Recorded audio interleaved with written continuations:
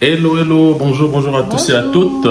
Bienvenue sur votre chaîne YouTube pour vous servir. Je m'appelle Blaise. Et Angeline. Le couplet Gonza. Pour vous servir. Pour vous servir, yes. Aujourd'hui, on parle de quoi? Aujourd'hui, on parle, en fait, c'est peut-être un peu une partie 2 par rapport, quand on a parlé de la sagesse paradoxale. Le fait que c'est normal quand c'est difficile, en fait. C'est normal quand c'est difficile. Ou l'importance de ne pas être surpris ou choqué ou déçu quand ça devient difficile. Quand ça devient difficile, waouh. C'est deep, hein? C'est deep. Je vous assure que moi-même, j'ai découvert le thème ici avec vous. Donc, je n'ai eu pas à découvrir ça en dehors de maintenant. Et donc, oui, c'est ça, hein, c'est ça. Et quand je pense à ce que tu dis, je vois directement, en fait, ce qui me revient directement à l'esprit, c'est que Dieu ne nous a pas créés pour la facilité. Non, non, non, non, non. Au fait, la facilité, quelqu'un a dit que j'ai travaillé dur et je suis devenu fort. J'ai engendré des moments favorables et maintenant j'ai eu des enfants qui ont rencontré, qui sont nés dans ces moments favorables parce que j'étais fort, j'étais puissant, j'étais quelqu'un, j'étais déjà devenu quelqu'un. Ces enfants-là, puisqu'ils ont trouvé des temps faciles, ça a fait d'eux des hommes et des femmes faciles, faibles. Et maintenant, les hommes et des femmes faibles vont engendrer des temps difficiles.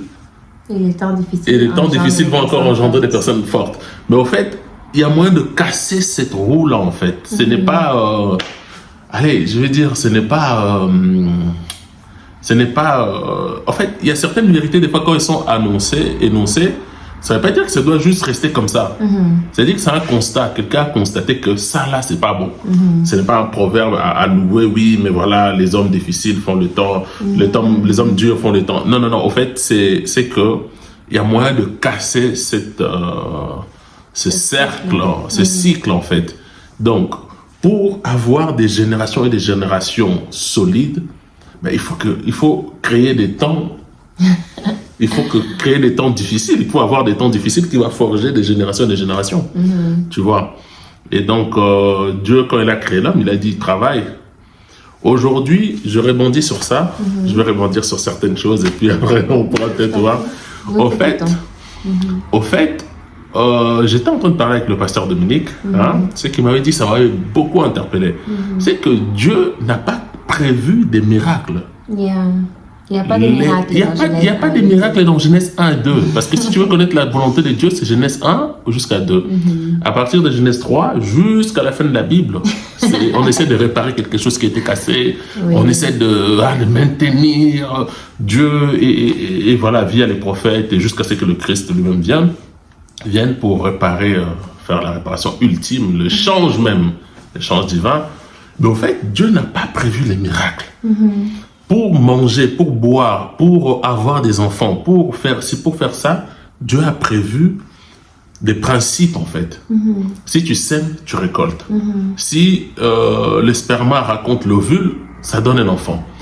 En fait, il n'y a que des principes que Dieu a prévus. Et le thème, tu disais que... le fait de ne pas être surpris. C'est ça, le fait de ne pas être surpris quand ça devient difficile. Celui qui est surpris, pour moi, c'est quelqu'un qui n'observe en quelque part pas vraiment les principes, en fait.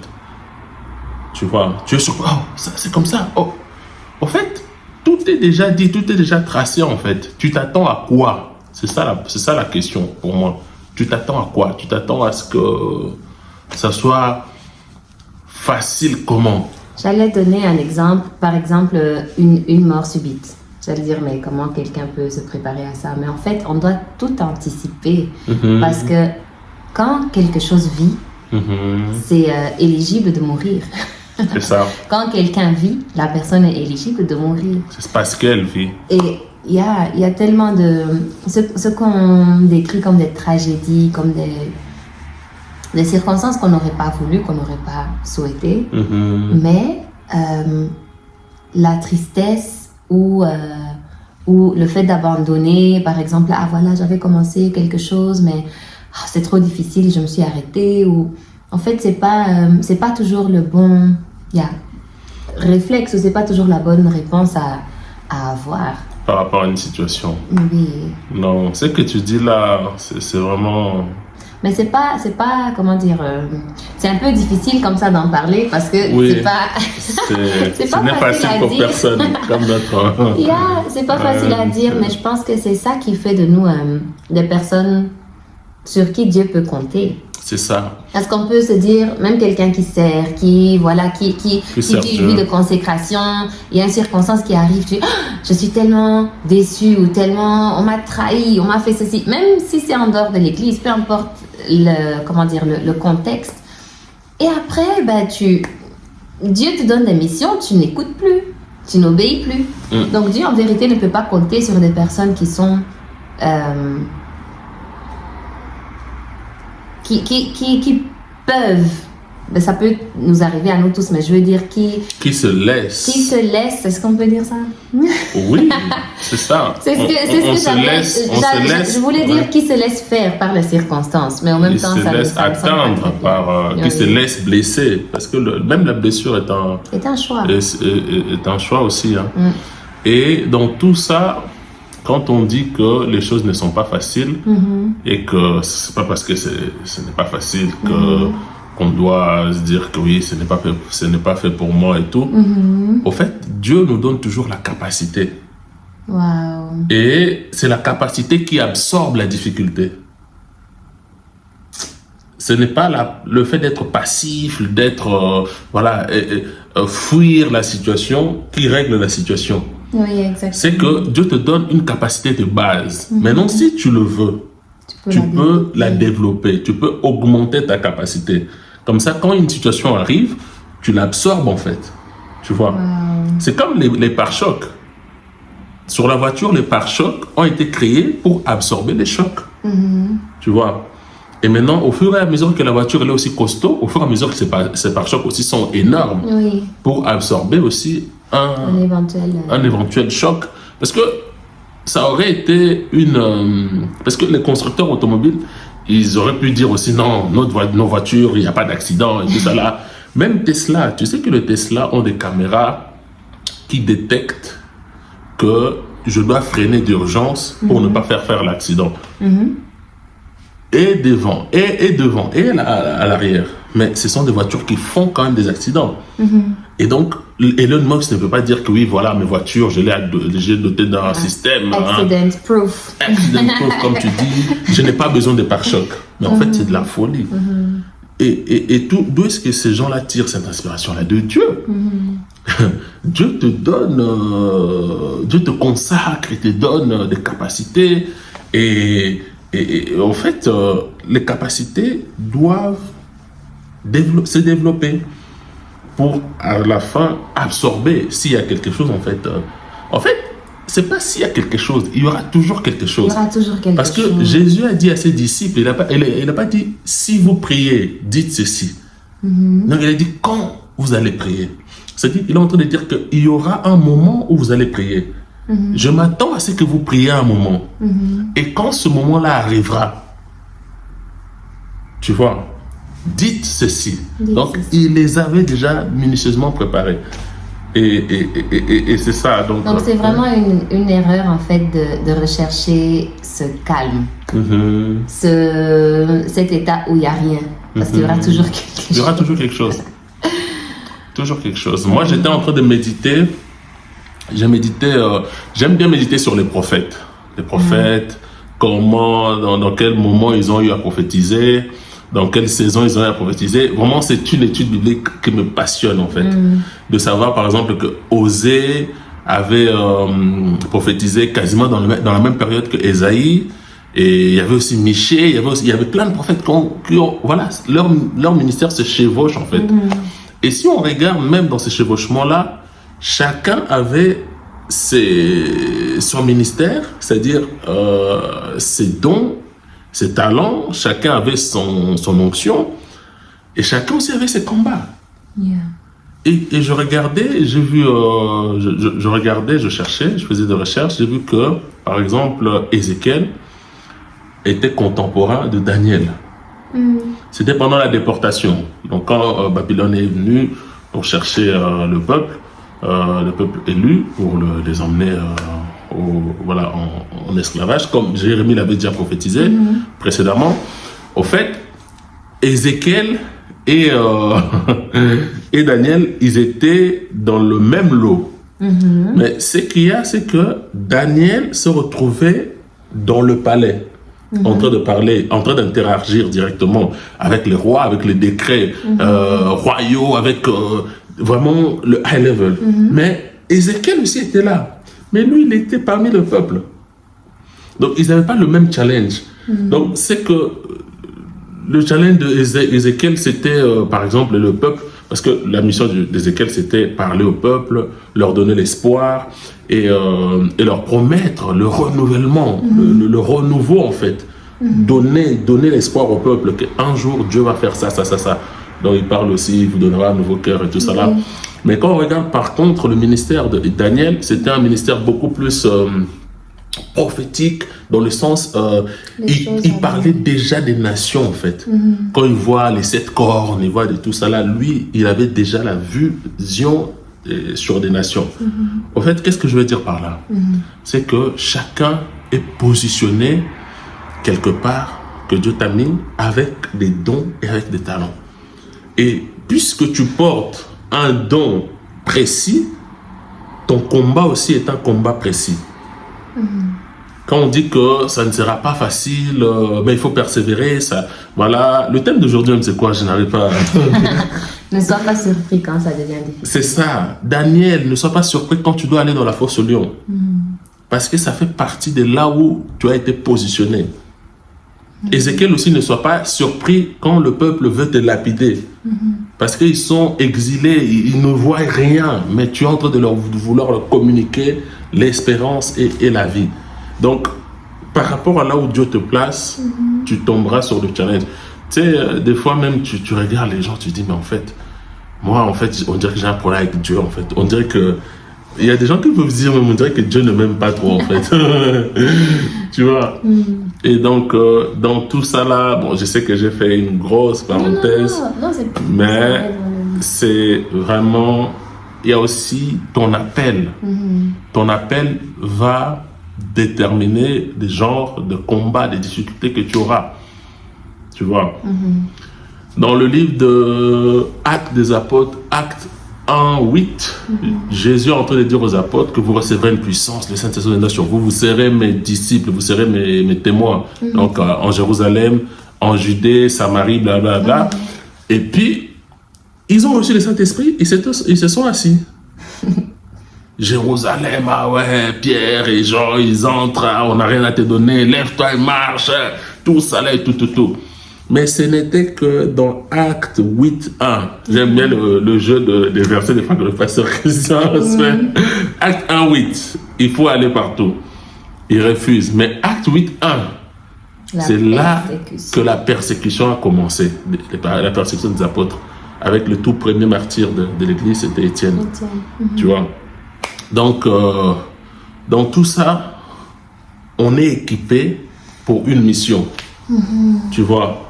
Peut-être que c'est difficile parce que tu n'es pas au bon endroit. Oui. Et déjà, la révélation de cette mission-là. Parce qu'il y a la mission qu'on a tous, nos missions individuelles. Mais je crois fermement. Hier encore, on avait un partage que la mission commune, elle précède la mission individuelle.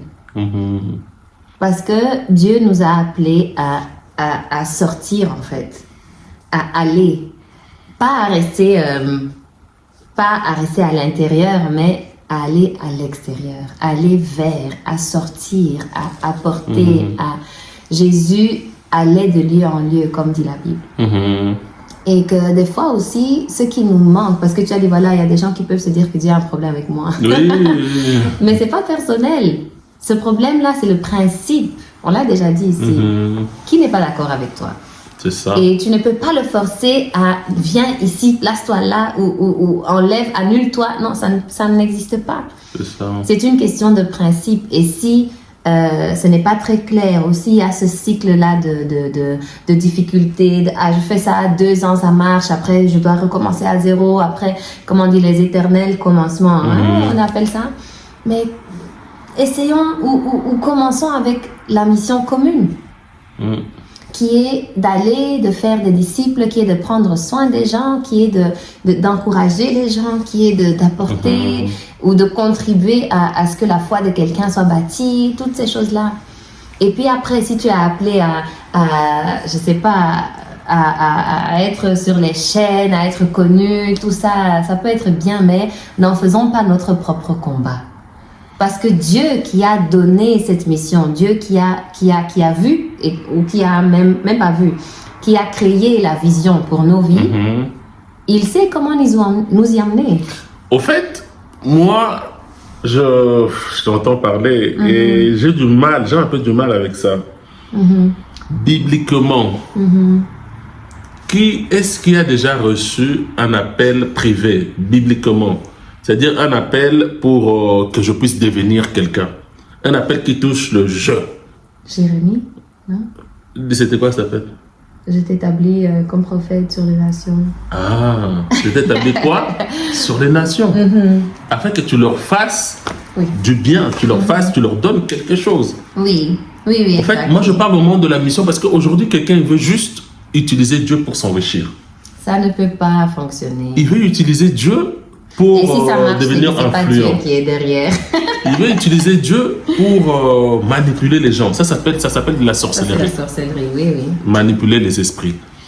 Tu veux utiliser Dieu pour X ou Y raison. Mais en fait, ça n'a jamais été le projet ni le plan de Dieu. Ça ne va pas marcher. Et si ça marche, c'est-à-dire que c'est le diable qui est derrière. Qui est derrière. Yeah. Et pour contraster ça, c'est que à chaque fois, Dieu a parlé des projets qu'il avait pour nous. Oui, j'aurais dû garder la Bible. Non, ça va, ce sont des versets qui, la base, c'est quand même là quelque part. Hein. Gloire à Dieu. Il dit à Jérémie, je connais les projets que j'ai formés pour vous, ce sont des projets de paix, afin de vous donner un avenir et une espérance. Yeah. Et maintenant, moi, j'aime bien combiner toujours ce verset-là avec le Ephésiens 2:10. Là où il dit, nous avons été créés en Jésus. Nous sommes son ouvrage. Nous sommes son ouvrage, ayant été créés en Jésus-Christ pour les bonnes œuvres qu'il a d'avance préparées afin que nous les pratiquions. C'est quoi les bonnes œuvres? C'est ça, la question. Quelqu'un va dire, inspirer les gens à travers ma carrière politique. Ah, ça. Ou ma carrière médiatique. L'œuvre de Dieu, c'est ça aussi qui était un problème avec les chrétiens. Oui, tu peux l'œuvre de Dieu. Tu vois, quand tu commences à mélanger ces versets-là, tu es en train de tracer un corridor, en fait. Amen. Au fait, l'œuvre de Dieu, ça ne peut pas être des choses du monde. L'œuvre de Dieu. Donc cette vidéo, c'est celle qu'on veut faire supprimer, c'est ça? On va faire supprimer au moins. On dit que des choses qui sont pas populaires. Non, mais c'est oui, mais moi, c'est... Tu vois, je crois que c'est dans Jean 6 où la foule a suivi Jésus. Après, Jésus dit que voilà, ne me suivez pas pour... ou en tout cas, ne travaillez pas pour la nourriture périssable. Attendez, donc Jean 6, on peut dire, à partir du 27. On va lire un tout petit peu, quelques versets. Travaillez non pour la nourriture qui périt, mais pour celle qui subsiste pour la vie éternelle, et que le Fils de l'homme vous donnera, car c'est lui que le Père que Dieu a marqué de son sceau. Après le peuple, donc ça c'est moi qui parlais, après le peuple va lui poser une question. Verset 28, ils lui dirent, que devons-nous faire pour faire les œuvres de Dieu? Jésus leur répondit, l'œuvre de Dieu, c'est que vous croyez en celui qui l'a envoyé. Oh, j'aime bien ce que je vais dire après ça. C'est trop fort. C'est trop fort ce que je vais dire après ça. J'étais en train... Oh non, c'est trop fort. On est quand même bénis d'avoir notre mentor, le pasteur Dominique. Amen. Très béni. Parce que c'est ce que je vais dire maintenant. C'est ce que il parlait, je tapais, je copiais. Au fait, Jésus, à la fin de son ministère, il va dire à ses disciples... Allez. Ah non. Non. Oui, quand il est revenu. Non. Il va dire, comme le Père m'a envoyé... Moi aussi, je vous envoie. Moi aussi, je vous envoie. En fait, je vous envoie comme le Père m'a envoyé. Je vous envoie d'une autre manière. De la même façon que... Au fait, quand on dit comme, c'est-à-dire que avec la mission, avec l'objectif que le Père m'a envoyé, c'est avec cet objectif-là que je vous envoie. Et cet objectif-là, c'est Philippiens 2. Philippiens 2. Donc, oui. je t'ai coupé. Mais non, tu m'as juste arraché la parole. Oh, sorry. Violemment. C'est vrai, pardon. Je sanglote encore. Oh, pardon. Non, vas-y, t'inquiète, je rigolais. Au fait, vas-y. il a dit, comme le Père m'a envoyé, c'est comme ça que moi aussi je vous envoie.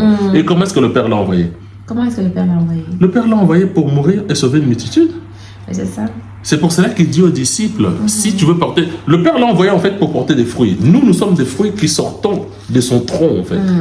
Et la même mission, c'est cette mission que nous avons héritée. De verser, parce qu'il dit encore que nous sommes prédestinés à devenir semblables à son Fils. Mais oui. Donc, dans prédestiné, il y a destin. C'est ça. What am I? Tu vois, c'est quoi ma destinée? Quelle est ma destinée? C'est ça. Quelle est ma destinée? C'est de mourir. Exactement. Parce qu'il a dit que si ce grain de blé ne meurt pas, il ne porte pas, il va rester seul. Donc, la mort, c'est aussi déposer tout ce qui a, comment dire, nos ambitions et tout. La mort, c'est ça. Au fait, c'est la vie du disciple, la mort. Il a dit, si tu veux me suivre, il a dit quoi encore dans le verset là qu'on lit? Renonce à toi-même, porte ta croix, et puis là, tu me suis. Mm-hmm. En fait, la croix, ce n'est tout simplement qu'un instrument de la mort, en fait. Quelqu'un qui portait sa croix, il n'y avait qu'une raison de porter sa croix. Il n'y avait qu'une raison de porter la croix, c'est parce que tu allais pour te faire crucifier. C'est ça. Il y avait juste une seule raison. Ou soit tu étais le charpentier qui les construisait, tu les ramenais pour la livraison, soit tu les livrais, ou soit ça te servait. Mais si ça te servait, c'était pour la mort. Mais tu sais, même les Romains, là, je pense qu'ils ne fabriquaient pas 1000 croix. C'était toujours le même croix qu'ils recyclaient, en fait. Parce qu'ils s'en foutaient tellement. Qu'est-ce qu'ils s'en fichent, en fait? Les clous vont entrer au même endroit, ça va sortir sur le poteau au même endroit, et puis ils vont t'attacher ici pour que tu restes là. Au fait, la croix, ce n'est pas une mort facile. La croix, c'est une mort par hémorragie, c'est-à-dire que tu saignes, tu saignes petit à petit, tu t'évanouis, c'est ça. Tu agonises. C'est ça la croix.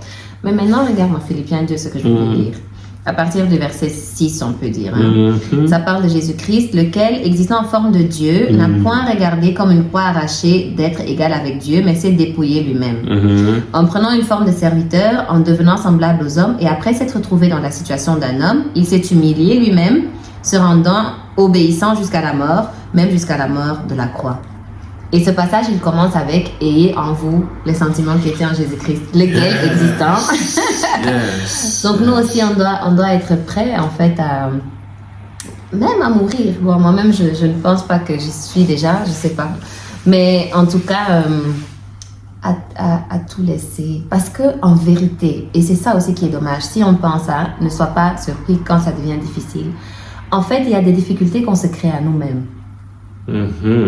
Parce que ce n'est tout simplement pas là où notre focus devrait être. Mais on n'a pas... Souvent, on saute beaucoup d'étapes. Donc, on donne nos vies à Jésus et puis voilà, il nous a montré, j'ai rêvé que j'étais ceci, j'étais cela. Et puis, on se met en marche pour accomplir... C'est comme si on veut accomplir nous-mêmes ce que nous, on a à cœur. Et dans l'équation... Dieu n'est le pas diable combat beaucoup. Au fait, tout a été toujours le projet de Dieu. Au fait, l'homme n'a jamais eu de projet. L'homme lui-même est un projet de Dieu, en fait. Nous sommes son ouvrage. Nous sommes son ouvrage. L'homme, en fait, l'ouvrage, c'est un projet. Je veux dire, je suis en train de sortir mon ouvrage. Je suis en train de sortir un livre. Ce n'est pas le mien. Je suis en train de sortir ce livre. Ce livre, c'est mon projet. Donc, on a été... Pardon, je pensais à un chant. On va bientôt faire une vidéo sur la musique chrétienne. Une chanson qui dit que Jésus, tu es mon projet. Ça, c'est quand j'ai entendu ça, j'ai failli crier. Oh my God. Non, pardon. Cela non, mais au fait... nous sommes son ouvrage. Au fait, nous sommes son ouvrage. On n'a jamais eu de projet. Dieu n'a pas prévu qu'on ait des projets, en fait. Il n'a pas prévu. Sinon, il allait créer Adam. Après, ils allaient s'asseoir. Ils allaient dire, bon, attends, moi, je t'ai prévu pour ça, ça, ça. Dis-moi un peu, c'est quoi ton calendrier, c'est quoi ton agenda? Donc maintenant, en fait, c'est comme si le jour où on donne notre vie à Jésus, il vient et il nous demande, voilà, on va où? C'est quoi ton projet? Tu me veux où? C'est ça. Mais c'est tellement aberrant. Au fait, c'est... Le diable... Quelqu'un a dit, j'ai cherché le diable dans le monde. Je ne l'ai pas trouvé. Je l'ai trouvé à l'église. Quelqu'un a dit ça.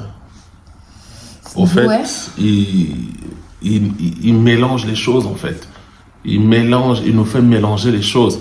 Je voulais dire un truc, mais je vois aussi les minutages qui est en train de... Je réfléchis, je suis en train de... Mais c'est nous qui mélangeons. Au fait, oui, c'est ça. C'est nous qui mélangeons. Parce que dès qu'on arrête de mélanger, le mélange s'arrête. Donc, c'est pas lui qui le fait. Regardons Abraham. Abraham a marché avec Dieu pendant des années, des dizaines d'années, en fait. Et il n'avait pas de... Abraham avait un projet. Il disait, mais en fait, je suis en train d'acquérir beaucoup de richesses, je deviens plus fort que des rois, j'arrive à battre des rois. Mais son projet était que, quand je vais mourir, qui est-ce qui va m'hériter après moi? C'était ça son projet. Parce qu'il cherchait un héritier.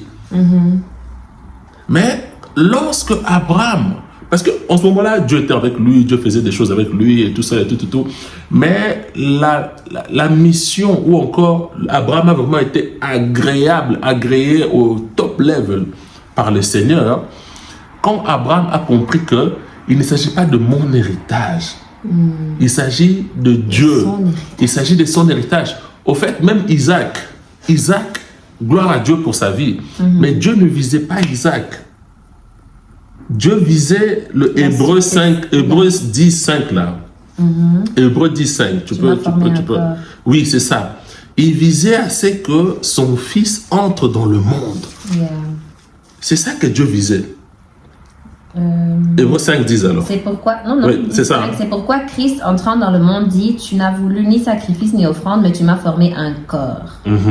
Tu veux que je continue? Non, tu peux t'arrêter là. Christ entrant dans le monde. Parce que Christ, c'est Dieu en forme humaine, c'est ça?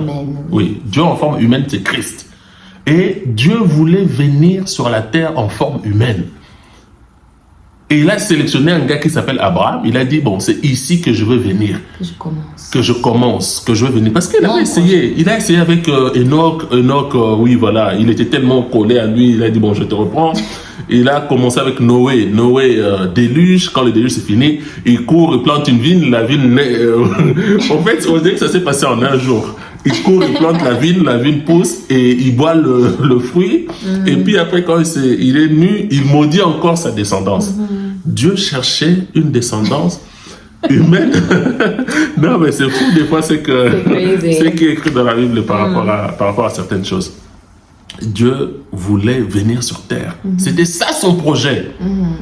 Parce que quelqu'un avait gâché son projet initial. Il avait un projet pour rectifier le projet qui avait été gâché, pour créer un nouveau projet, Christ. C'était ça son projet. Et quand Abraham est arrivé à un niveau où il a compris qu'en fait, je dois arriver à sacrifier mon projet qui s'appelle Isaac pour que le projet de Dieu qui s'appelle Christ soit viable. Quand il a compris ça, Dieu a dit, je le jure. J'ai trouvé mon gars. Par moi-même, je jure que je vais te bénir. Tu vois. Et c'est ça, on n'a pas de projet. C'est vraiment le miroir en fait auquel dans lequel on doit oser se regarder, c'est que mes projets, en quel degré est-ce que je les ai consacrés, ou en quel degré est-ce que j'ai même renoncé.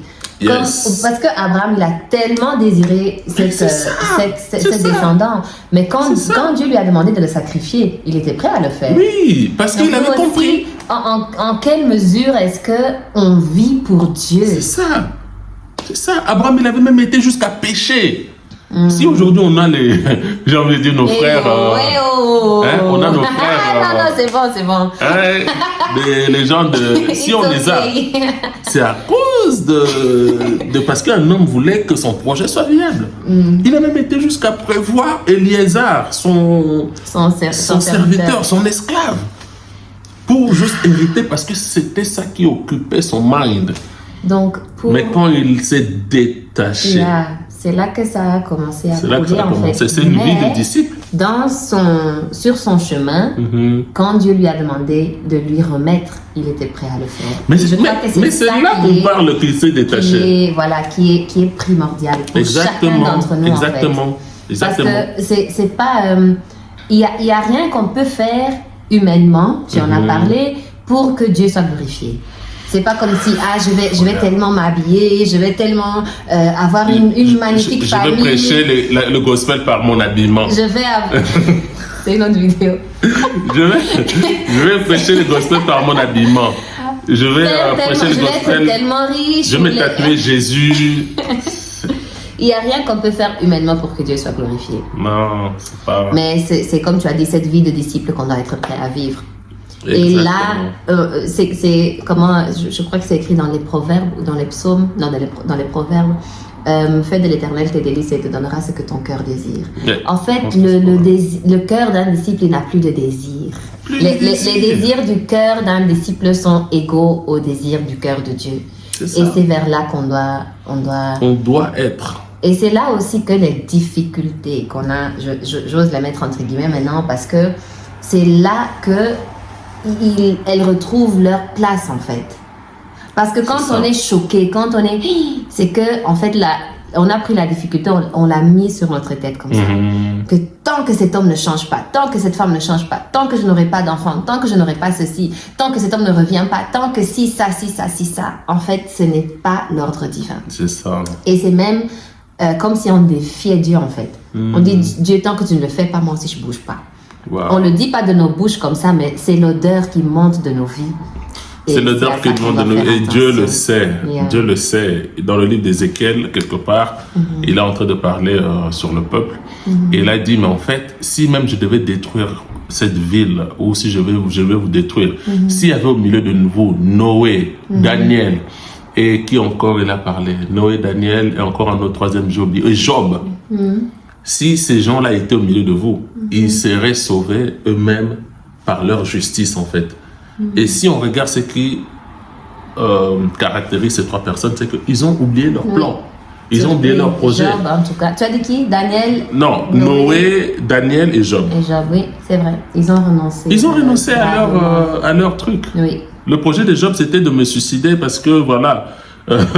je suis dans... Oui, c'est trop. Mais Dieu avait un projet. Le projet de Dieu, c'était que le diable soit humilié dans la vie des gens.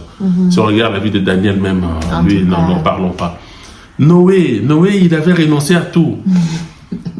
Il n'avait pas de projet. On l'a pris pour un fou. Je ne sais même pas s'il avait fait une formation en charpenterie avant de commencer. C'était un charpentier.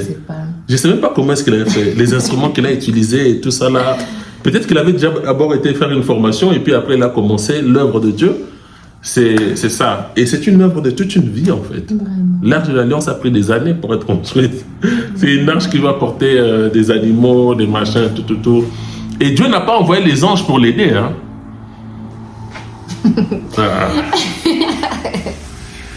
Pas pour dire que Dieu n'envoie pas d'anges. Non, Dieu envoie d'anges. Mais c'est une exception. Genèse 1, Genèse 2, il n'y a pas d'ange qui vient. C'est pour ceux qui sont en train d'aller à la croix. C'est ça, c'est pour ceux qui sont en train d'aller à la croix. Il était tellement anxieux, il a prié, il a failli s'arrêter. Mais la Bible dit que après avoir prié, Dieu lui envoya un ange pour le fortifier. So, conclusion. J'ai envie de donner les clés, mais on a tellement tiré dans le cas. Tour de contrôle, Hein? atterrissez. Ah non, mais on atterrit simplement, c'était un temps de partage. En tout cas, Et il y a des choses que le Seigneur nous a poussé à avant de partager. commencer, on disait, mais cette vidéo, elle va pas durer. Hein. On va pas faire Non, mais long. c'est toujours comme ça, tu crois qu'on va faire 12 minutes seulement. Mais après, on a envie de parler. Et que le Seigneur nous fasse grâce. Peut-être commencer aussi à faire des directs. Who knows? Parler vraiment avec des gens, vraiment Who knows? partager. Parce que je sais qu'il y a beaucoup de personnes qui regardent nos vidéos. Qui ont aussi beaucoup de choses à dire, à partager par rapport à leur révélation, leur inspiration. Et je sais pas, en fait. Si on avait prévu de passer à 2 vidéos, peut-être que ça sera à partir de la semaine prochaine. Hein? Non, cette semaine, ça peut. Ça peut? Mais oui, bien sûr que ça peut. Ok. It's possible. It's possible. Yes. Ok. On est là, en tout cas, pour vous servir. N'hésitez pas. Je vois, il y a des personnes. Il y a Kelly qui, quand même, commande des vidéos. Kelly et Kelly, Flore. oui, Big Flore, up, oui. big up. Big up, big up. On rend grâce à Dieu pour vos vies. Amen. Et vraiment, on est ensemble. On est ensemble Le couple Gondia, c'était. pour vous servir.